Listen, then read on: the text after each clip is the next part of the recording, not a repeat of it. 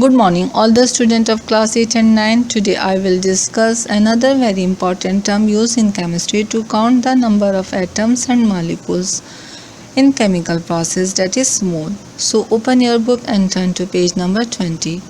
Now question arises, why we need mole concept. Student, हमने देखा कि एटम और मॉलिक्यूल का साइज़ इतना छोटा होता है कि हम इनको काउंट नहीं कर सकते। इसीलिए केमिस्ट ने अपनी आसानी के लिए मॉलिक्यूल, एटम और आयन की एक बड़ी तादाद को डिस्क्राइब करने के लिए एक यूनिट सिलेक्ट की जिसको मोल का नाम दिया और शॉर्टली इसे MOL से एब्रीविएट यानी जाहिर किया जाता है। अब सवाल ये पैदा होता है, what is mole? A mole can be defined as the atomic mass, molecular mass and formula mass of a substance expressed in grams. इस तरह कार्बन का एक मोल इसके ग्राम एटॉमिक मास यानी 12 ग्राम के बराबर होगा। वाटर का एक मोल इसके ग्राम मॉलिक्यूलर मास यानी 18 ग्राम के बराबर होगा और कैल्शियम कार्बोनेट का एक मोल इसके ग्राम फॉर्मूला मास यानी 100 ग्राम के बराबर होगा। इसी तरह कार्बन का एक मोल अगर 12 ग्राम के बराबर हो तो कार्बन के 2 मोल 24 ग्राम बराबर होंगे। केमिस्ट्री में एक केमिस्ट की दिलचस्पी इस बात में होती है कि रिएक्टेंट का कितना मास प्रोडक्ट में चेंज होता है और मोल के ज़रिए हम बता सकते हैं कि किसी सब्सटेंस के कितने एटम, मॉलिक्यूल या आयन केमिकल रिएक्शन में हिस्सा लेते हैं, क्योंकि एक मोल में पार्टिकल की तादाद हमेशा कांस्टेंट होती है जो कि एवोगाड्रोस नंबर के बराबर होती है। इसकी वैल्यू 6.02 × 10⁻23 है।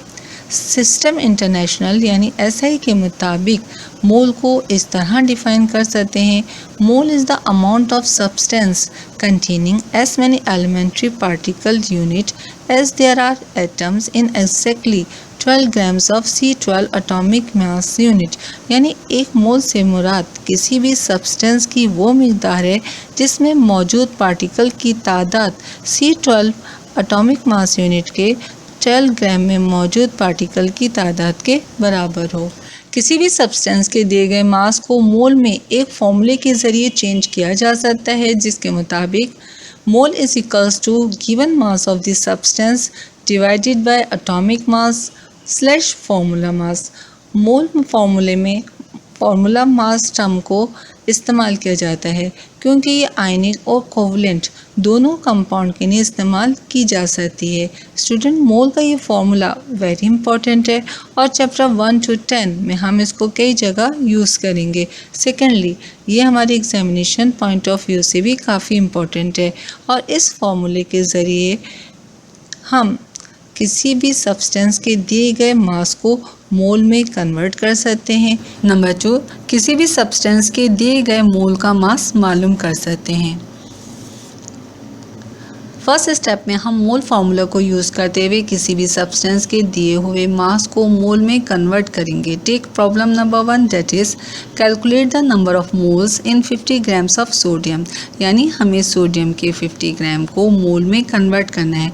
सबसे पहले हम डाटा बनाएंगे। Data, given mass of sodium is equals to 50 gram, atomic mass of sodium is equals to 23 grams and we have to calculate moles of sodium. इसके बाद हम सॉल्यूशन की हेडिंग डालेंगे और सबसे पहले मोल का फॉर्मूला लिखेंगे। Mole is equals to given mass of substance divided by atomic slash formula mass. Put the values of given mass of sodium that is 50 divided by 23 and answer will be 2.173 moles of sodium. Take another problem is calculate the number of moles in 7.4 grams of calcium hydroxide. This question is taken from Annual Examination 2013 question number 6. इस problem में हमें calcium hydroxide का मास 7.4 ग्राम दिया गया है और हमें इसको मोल में कन्वर्ट करना है। सबसे पहले हम डाटा बनाएंगे।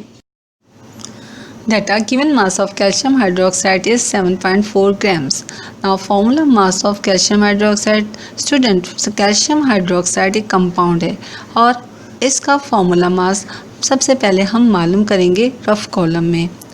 Formula mass of calcium hydroxide, calcium is equals to 1, bracket के बाहर 2, ये रिप्रेजेंट करता है कि कैल्शियम हाइड्रोक्साइड में 2 ऑक्सीजन और 2 हाइड्रोजन एटम मौजूद हैं। तो इन सब के एटॉमिक मासेस को सम करके formula mass of calcium hydroxide will be equal to 74 gram. Right down it in data. Formula mass of calcium hydroxide is 74 grams. Now we have to calculate moles of calcium hydroxide. अब हम solution की heading डालेंगे और फिर formula लिखेंगे. Mole is equals to given mass of the substance divided by atomic slash formula mass of the substance. Given mass of calcium hydroxide is 7.4 grams and formula mass of calcium hydroxide is 74. So we can write 7.4 divided by 74 and answer will be 0.1 moles of calcium hydroxide. Let's consider second type of numerical, जिनमें हमें किसी substance के मोल दिए गए होंगे और हमें इसका मास मालूम करना है. Take problem number 1, that is what is the mass of 3 moles of aluminium. हाँ, यहाँ हमें एल्युमिनियम के 3 मोल्स दिए हैं और हमें इनका मास ग्राम्स में मालूम करना है. डेटा बनाइए. Data number of moles of aluminiums are 3. Atomic mass of aluminum is 27 and mass of aluminum we have to determine. Solution. Formula: mole is equals to given mass of substance divided by atomic slash formula mass of the substance. इस फॉर्मूले में हमें अब यहाँ given mass of the substance मालूम करना है. इस वजह से इस फॉर्मूले को हम थोड़ा रीअरेंज करेंगे और एटॉमिक स्लैश फार्मूला मास को इज इक्वल्स टू के दूसरी तरफ ले जाएंगे जहाँ पर ये मोल से मल्टीप्लाई हो जाएगा. अब हमारा फॉर्मूला बन जाएगा given mass of the substance is equals to mole multiplied by atomic slash formula mass. Put the values.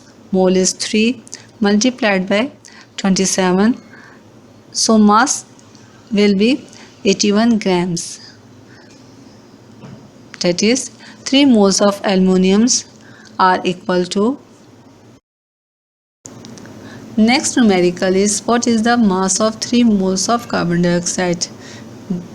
First make data. Number of moles of carbon dioxide is equals to 3. Formula mass of carbon dioxide is equals to 44 grams. Carbon dioxide भी एक compound है. इसका formula mass भी सबसे पहले हम rough column में मालूम करेंगे.